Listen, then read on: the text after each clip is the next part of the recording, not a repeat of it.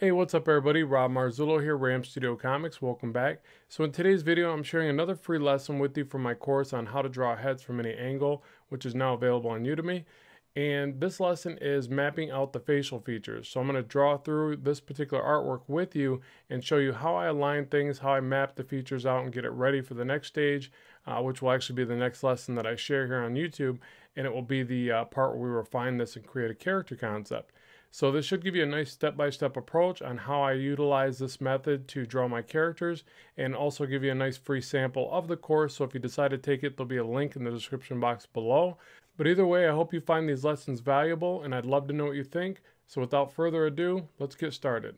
Okay, so now we're going to implement that technique into a forward-facing shot, and we're going to do a few different ones so that you have lots of variations that you can accomplish.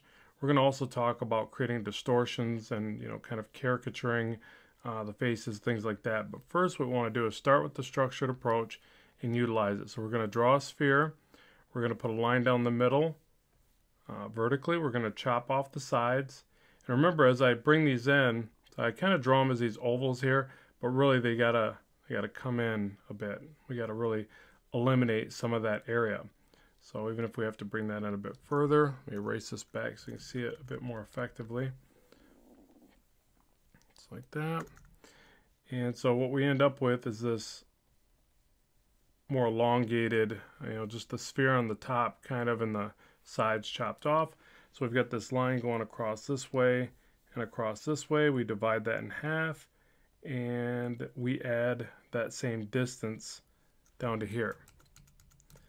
And it can just be approximate. It doesn't have to be exact because, again, as you get more comfortable with this, you're going to shift these around. Another one that, just so you have a couple ideas, another one that I would do is this. I would just go half, half, and thirds. So it's essentially what we're getting to over here, but this is a quick diagram if you want to do more of a freestyle method where you just draw whatever head shape you're looking for. Maybe you're doing a very caricature style, things like that. So again, we're going to get into that more later, but I just want you to be aware that there's lots of ways to get there. I always stress that I never feel that there's only one right way to do it. So now with this, we're going to add that distance again. Here I typically visualize, but we'll go ahead and just segment this into, let's take this and segment it into thirds, like this, and add one more. So ultimately we end up with, this same distance here. And again, you can see I pretty much just visualized over here, and that's about where it's at. The main thing here is that it's dropped down to represent the jaw line that you're going to create. And then as you bring the chin over, it's going to connect here. And then again, we get that representation that's going to be a little bit harder to see from this angle, but I'm still going to draw it in. So we've got that segment on the oval on the sides, and that relationship is still there from the center point. So over here it's a bit harder to see. And that comes down to the chin, just like that. Now you could probably see that the representation I have here is a bit wide, unless we're drawing like a football player, military kind of figure, somebody that's wider in stature and pretty muscular, something like that. Then a head like this makes more sense. But this is where, when we start to create these, we really start to pay attention to our build-up. So as you start to create it and you get to the very beginning, and you say, well, I'm going to bring these disc shapes to the side, or ovals, in pretty far, because I know that each time I bring it out to, say, this area, I don't quite get the head shape that I'm looking for. So that's where the exercises from the previous examples are so important, because it's what teaches you how to move these around and get what you're after.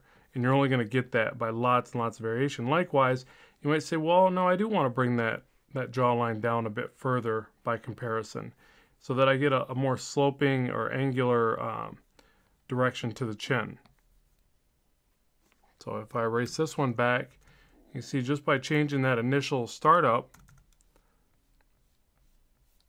got a very different head shape now. So again, you want to play with these a bit so that you can really figure out what works for you. I'm going to do a bit of a cheat just because I do want this to be inset a little bit more. I'm just going to stretch this inward to about right there.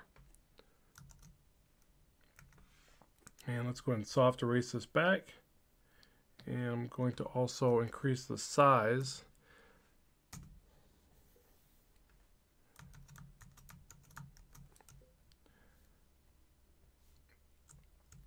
Now the other thing that's really important is when you're working with something that's forward facing like this is symmetry.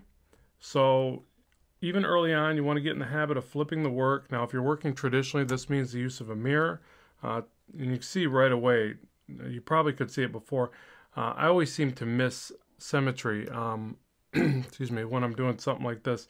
So I have to make corrections. But I've also gotten pretty good as I work through it to start flipping the work, spotting the incorrections, and then editing them as I draw out the face. So we each have to figure out our own methods for that, but just keep in mind, flipping the work will allow you to see it first, generally, and then as far as correction methods, you know, there's lots of things you can employ. You could use grid paper starting out. You could, you know, if you're working digitally, you can just draw a grid over top. A lot of these programs have grids built in, and you can just draw a lot of lines, ruler out a lot of lines, and use a lot of angles. So angles, triangles, things like that are generally going to help you spot flaws. And then I'm going to show you as we start to work in some of these forms and placements of the features, I'll show you how to kind of correct some of this. Okay, so there's the initial lines we started with. So we know that our bottom of our nose goes right about there. We know that we're going to divide this last area into 3, like this. And we're going to divide the eyes into an equal thirds. So basically the width of the eye is equal to the width between the eyes. The width of the nose is generally the width of the eyes. And then the mouth, the width of the mouth will go right up to the center of the pupils. So pretty easy to map out the placement once you've got this base information. We know that the eyes and the nose line up to the ears. So we'll just put in these disc shapes. And for a stronger male character, the neck is pretty wide. I'll just put a neck in here just so it's not entirely a floating face. Something like that. And I'm also wanting to raise the cranium just a bit. So I'm going to add a little bit more height on the cranium, or upper cranial mass, I guess. And the other thing that I haven't really identified with as well at this stage is there's not enough taper to the top to the bottom for, a more realistic depiction, I guess. So here's the part where it's like, okay, is it style? Do you want it to be this way because you're going for a certain character type? But I'll be honest and say that I don't really want that. So what I'm going to do is just distort it. But again, if you're talking traditionally, then it just means being more aware of this during the workup.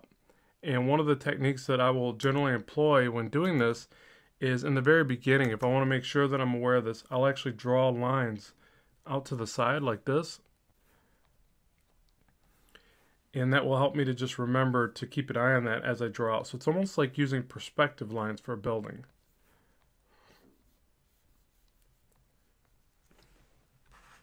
All right, so now let's go ahead and place the brow line. So again, the brow line for this particular character is going to be right about here. So probably a little bit higher than most, but I'm going to use this kind of stretched out M just to kind of place this. And obviously you could play with the proportions of how this lines up, so you could bring this spherical shape out more, and then these little hooks off to the side. So play with lots of variation. In fact, that's probably my biggest tip for any of this, is to really always vary up the way that you align all these little construction lines so that you can really explore different character types. Now with this, we know that the bottom of the nose, or maybe the point of the nose, depends on the nose, because sometimes the nostrils come up higher, sometimes they're a bit lower. So we'll say the point of the nose comes out to about right there. we're going to put the top lip here. We've got the lines to the side to let us know how wide the mouth is going to be. And the bottom of the lip will go right about here.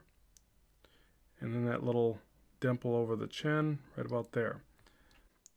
And just like that, we've got everything mapped out and ready to go. We'll now continue on to the next lesson and continue to refine this. So let's move on.